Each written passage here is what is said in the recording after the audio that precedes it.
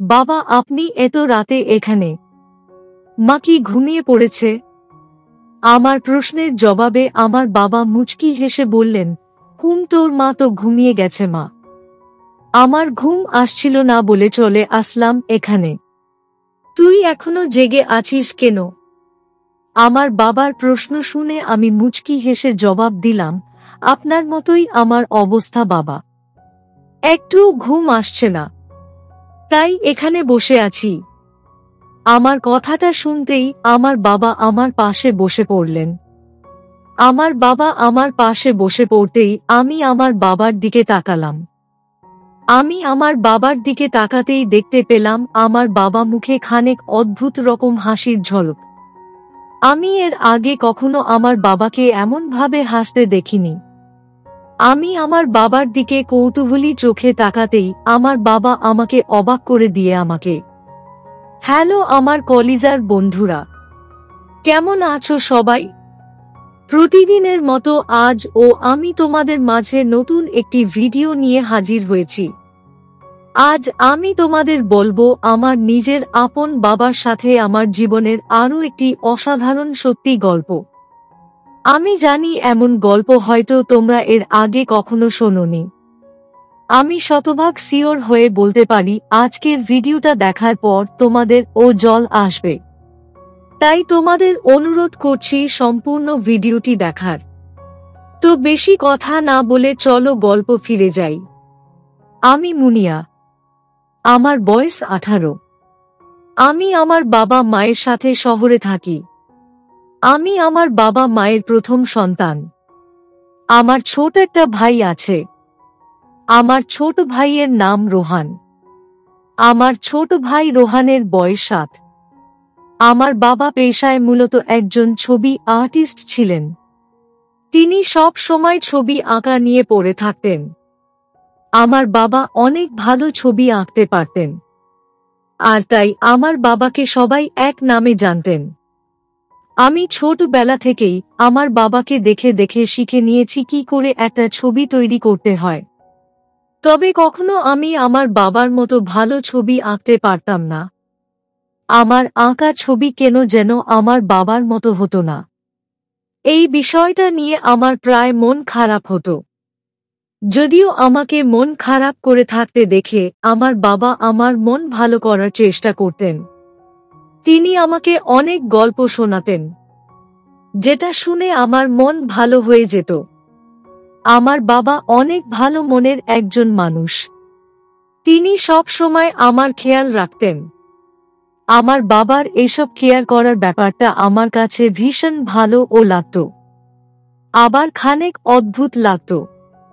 অদ্ভুত কেন লাগতো বলতে, আমার বাবা আমার মায়ের সম্পর্কটা খুব একটা ভালো ছিল না। আমি ভাবতাম সব সময় আমার বাবা আমার যেমন কেয়ার করে খেয়াল রাখেন সব সময়, এমন ভাবে কি তিনি আমার মায়ের কেয়ার করতে পারেন না? আমার মায়ের খেয়াল রাখতে পারেন না?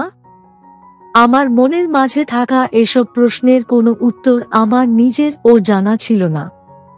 আমার মা সব সময় আমার বাবার উপর অভিমান করে থাকেন। যদিও আমার বাবা আমার মায়ের সাথে তেমনভাবে কথা বলতেন না। তিনি নিজেও আমার মায়ের কাছ থেকে খানিক দূরে থাকতে পছন্দ করতেন। তবে আমি এই বিষয়গুলো কিছুই বুঝতে পারতাম না। আমি আমার মতো রোজ সকালে স্কুলে চলে যেতাম, আর বাড়ি ফিরে এসে আমার বাবার কাছে গিয়ে গল্প করতাম। আমার জীবনটা এমনই সহজ সরল ছিল। একদিন আমি স্কুল থেকে বাড়ি ফিরে আসতেই শুনতে পেলাম আমার মা আমার বাবার সাথে খানিক অভিমানী কণ্ঠে কথা বলছেন। যেটা শোনার পর আমি দ্রুত আমার ব্যাগটা রেখে চলে গেলাম আমার বাবা মায়ের ঘরের দিকে। আমি আমার বাবা মায়ের ঘরে এসে উপস্থিত হতেই আমার বাবা আমার মাকে বললেন, শোনো, আমি না সত্যিই বুঝতে পারি না যে তুমি আমার সাথে সব সময় এমনভাবে কথা বলো কেন। আমি তোমার সাথে সব সময় ভালোভাবে কথা বলতে চাই, আর তুমি কি না আমার সাথে সব সময় এমনভাবে কথা বলো? আমার বাবার কথাটা শেষ হতেই আমার মা বলল, কেন বলি সেটা কি এখনো জানো না? তোমার এই আঁকা আঁকি করা আমার একদমই পছন্দ নয়। আমি চাই তুমি বিজনেস করো নয়তো চাকরি করো। আমার মায়ের কথাটা শেষ হতেই আমার বাবা বলে উঠলেন, যেই কাজ করতে আমার ভালো লাগে, আমি মন থেকে শান্তি পাই, সেটা আমি কখনো ছেড়ে দিতে পারবো না। আমি চাই না এই ছবি আঁকা ছেড়ে দিতে। আমার বাবা নিজের কথাটা শেষ করতেই হনহন করে আমার মায়ের সামনে দিয়ে চলে গেলেন। আমার বাবা আমার মায়ের সামনে দিয়ে চলে যেতেই মা ও কোনো কিছু না বলে চলে গেলেন। আমি বোকার মতো ঠাঁই দাঁড়িয়ে তাদের চলে যাওয়ার দিকে তাকিয়ে থাকলাম। আমি জানি আমার পিতা মাতা কেমন ধরনের মানুষ। আমার বাবা বরাবর নিজের স্বপ্নকে পূরণ করার কথা চিন্তা করে থাকেন, অথচ আমার মা বরাবরই আমার বাবার সাথে এই বিষয়টা নিয়ে দ্বিমত পোষণ করে থাকেন। আর এই একটা কারণেই আমার বাবা মায়ের মাঝে এতটা দূরত্ব চলে এসেছে। আমি খানিক সময় আমার বাবার ঘরের সামনে দাঁড়িয়ে থাকার পর নিজের ঘরের দিকে চলে গেলাম। আমি আমার ঘরের দিকে এসে নিজের বিছানায় বসে আপন মনে আমার বাবা মায়ের কথা ভাবতে থাকলাম। কেন যেন আজ আমার বাবা মায়ের কথা ভাবতেই আমার মনটা ভারী হয়ে উঠল। মনে হচ্ছে চোখ থেকে এখুনি জল চলে আসবে আমার। আমার অনেক বান্ধবী আছে, তাদের পরিবারের লোকেরা কখনোই আমার পরিবারের লোকদের মতো ঝগড়া করে না। আমার বান্ধবীরা সব সময় তাদের পিতা মাতার সাথে ভালো সময় কাটায়, অথচ আমার পিতা মাতার মাঝে সব সময় একটা না একটা ঝামেলা লেগেই থাকে। আমি মন খারাপ করে ঘন্টা খানেক সময় নিজের ঘরে বসে থাকার পর আচমকা আমার বাবা আমার ঘরে চলে আসলেন। আমার বাবা আমার ঘরে এসে আমাকে মন খারাপ করে বসে থাকতে দেখে বললেন, কিরে মুনিয়া মা, কি হয়েছে? গাল ভারী করে বসে আছিস কেন? আমার বাবার প্রশ্ন শুনে আমি আমার বাবার দিকে তাকালাম। আমি আমার বাবার দিকে তাকিয়ে বললাম, না বাবা, তেমন কিছু না, এমনিতেই একটু বসে আছি। আমার বলা মিথ্যেটা আমার বাবা ধরে ফেললেন আর আমাকে বললেন, আমাকে মিথ্যা বলছিস তুই? বল মা, কি হয়েছে? বাবা সব ঠিক করে দিবে। আমি এবার বাবাকে বললাম, বাবা, মায়ের সাথে আপনার এই ঝামেলাগুলো আমার একদম পছন্দ নয়। আমি চাই আপনারা একসাথে মিলে মিশে থাকুন। আমার স্কুলের বন্ধুরা সব সময় তাদের বাবা মায়ের সাথে হাসি খুশি থাকে, অথচ আমি কখনোই আপনাদের সাথে হাসি খুশি থাকতে পারি না। আমার কথাটা শেষ হতেই আমার বাবা আমার পাশে বসলেন।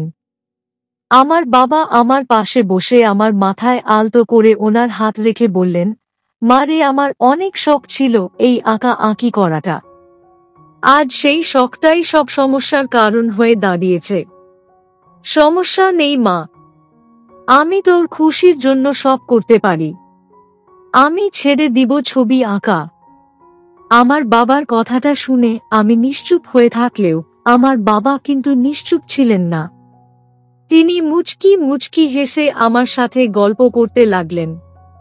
আমি জানি আমার বাবার মনটা এখন একটু খারাপ আছে, কিন্তু বাবা এই বিষয়টা আমার থেকে আড়াল করতে চাইছেন। তাই তো উনি এখন আমার সাথে নরমাল ভাবে হেসে হেসে কথা বলছেন, যাতে করে আমিও ভাবি যে আমার বাবা খুশি আছেন। আমি আমার বাবার পাশে প্রায় ঘন্টা খানেক সময় বসে থেকে গল্প করার পর আমার বাবা আমার ঘর থেকে বেরিয়ে চলে গেলেন নিজের ঘরে।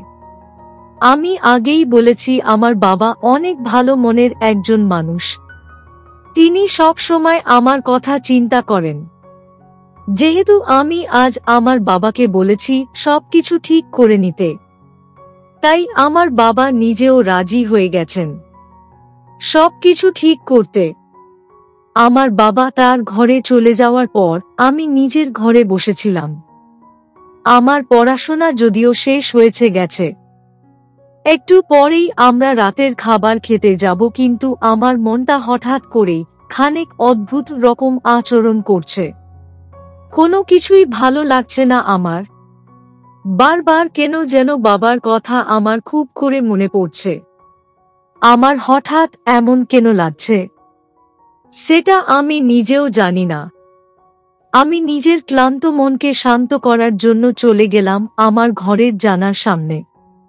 আমি আমার ঘরের জানালার সামনে এসে দাঁড়াতেই বাহির থেকে একটু ঠান্ডা শীতল বাতাস এসে আমার মুখের উপর পড়তে লাগল। আমার যখন মনটা একটু বেশি খারাপ থাকে তখন আমি আমার ঘরের জানালার সামনে এসে দাঁড়াই। মিনিট খানেক সময় পর আমার মন এমনিতেই ভালো হয়ে যায়। আমি জানালার পাশে বেশ খানেক সময় দাঁড়িয়ে থাকতেই আচমকা আমি দেখতে পেলাম অনেক দূরে, মানে আমাদের বাড়ির পাশের বাড়িতে কিছু লোক কাজ করছে। জানালা দিয়ে তাদেরকে দেখা যাচ্ছে। আমি লোকগুলোর দিকে প্রায় মিনিট খানেক সময় তাকিয়ে থাকার পর মুচকি হেসে নিজের ঘরে ফিরে আসলাম। পরদিন সকালে আমার বাবা চলে গেলেন অফিসে। আসলে আমার বাবা গতকাল রাতেই একটা চাকরি খুঁজে নিয়েছেন। আমার বাবা অফিসের জন্য বেরিয়ে যেতেই আমি আমার মায়ের কাছে গেলাম। দেখলাম আমার মা আজ অনেক খুশি আছেন। আমি আমার মাকে খুশি দেখে কিছুই বললাম না। আমি চলে আসলাম আমার স্কুলে। আমি স্কুলে এসে কোনো মতে ক্লাস করলাম। আজ বাবা বাড়িতে নেই। আমি রোজ স্কুল থেকে বাড়ি ফিরে দেখতে পেতাম আমার বাবা বসে বসে ছবি আঁকছেন। এই দৃশ্যটা দেখে আমার মন খুশি হয়ে যেত, যেটা আর কখনো হবে না।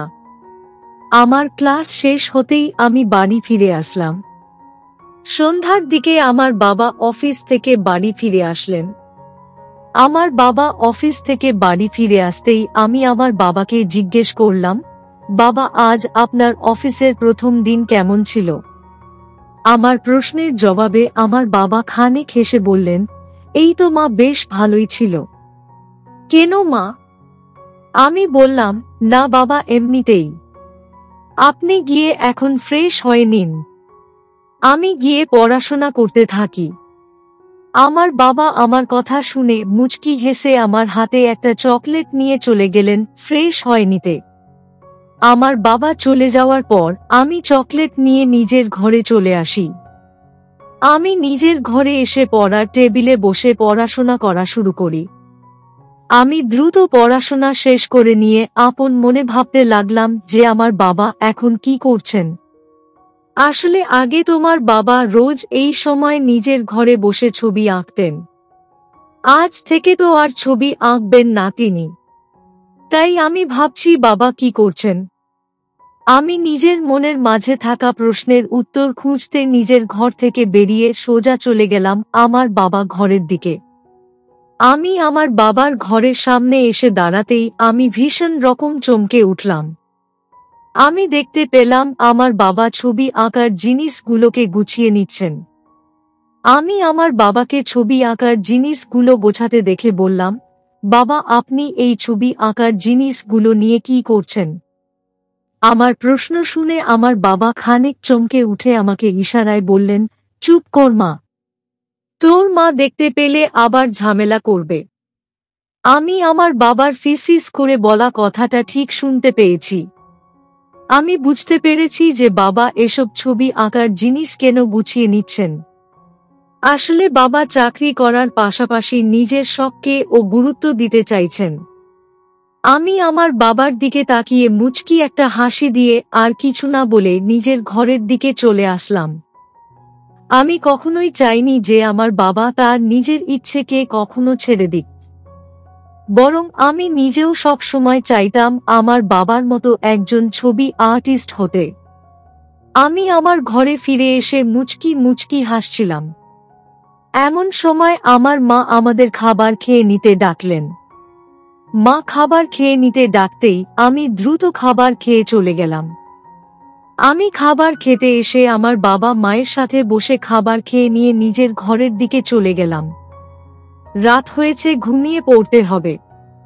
আমি নিজের বিছানায় শুয়ে তো আছি, তবে ঘুম আসছে না আমার। আমি প্রায় ঘন্টা খানেক সময় শুয়ে বসে থাকার পর আচমকা আমি দেখতে পেলাম আমার বাবা আমার ঘরে এসেছেন। আমি এত রাতে আমার বাবাকে আমার ঘরে দেখে খানিক কৌতূহলী কণ্ঠে বাবাকে জিজ্ঞেস করলাম, বাবা, আপনি এত রাতে এখানে? মা কি ঘুমিয়ে পড়েছে? আমার প্রশ্নের জবাবে আমার বাবা মুচকি হেসে বললেন, ঘুম তোর মা তো ঘুমিয়ে গেছে মা। আমার ঘুম আসছিল না বলে চলে আসলাম এখানে। তুই এখনো জেগে আছিস কেন? আমার বাবার প্রশ্ন শুনে আমি মুচকি হেসে জবাব দিলাম, আপনার মতোই আমার অবস্থা বাবা। একটু ঘুম আসছে না, তাই এখানে বসে আছি। আমার কথাটা শুনতেই আমার বাবা আমার পাশে বসে পড়লেন। আমার বাবা আমার পাশে বসে পড়তেই আমি আমার বাবার দিকে তাকালাম। আমি আমার বাবার দিকে তাকাতেই দেখতে পেলাম আমার বাবা মুখে খানিক অদ্ভুত রকম হাসির ঝলক। আমি এর আগে কখনো আমার বাবাকে এমনভাবে হাসতে দেখিনি। আমি আমার বাবার দিকে কৌতূহলী চোখে তাকাতেই আমার বাবা আমাকে অবাক করে দিয়ে আমাকে বললেন, চল মা আমরা দুজনে মিলে এখন একটু ছবি এঁকে নেই। দেখবি আজ তুই ঠিকভাবেই ছবি আঁকতে পারবি। আমি আমার বাবার কথাটা শুনে বললাম, বাবা আমি তো ঠিক জানি না কি করে ছবি আঁকতে হয়।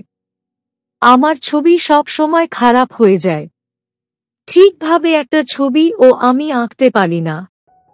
আমার কথাটা শুনে আমার বাবা হেসে ফেললেন আর বললেন, আরে পাগলি মেয়ে আমার, আমি আছি কি জন্য? আমি তোকে শিখিয়ে দিব। তুই চল তো আমার সাথে। এই বলে বাবা আমাকে তার সাথে করে নিয়ে গেলেন ছবি আঁকার জন্য। আমিও আমার বাবার সাথে এসে ছবি আঁকা দেখতে লাগলাম, আর সেই সাথে আমার বাবাকে সাহায্যও করতে লাগলাম। আমার কেন যেন আজ একটু ঘুম আসছে না। আমার ভীষণ ভালো লাগছে আমার বাবার ছবি আঁকা দেখতে। আমি আর আমার বাবা মিলে প্রায় ঘন্টা 2 সময় হবে ছবি আঁকার কাজ করলাম। অতঃপর আমার বাবা আমাকে জিজ্ঞেস করলেন, কিরে মা, বাবার সাথে ছবি আঁকার কাজ করে খুশি হয়েছিস তো তুই? আমি আমার বাবার প্রশ্ন শুনে মুচকি হেসে বললাম, কেন খুশি হব না? আমি অনেক খুশি হয়েছি বাবা।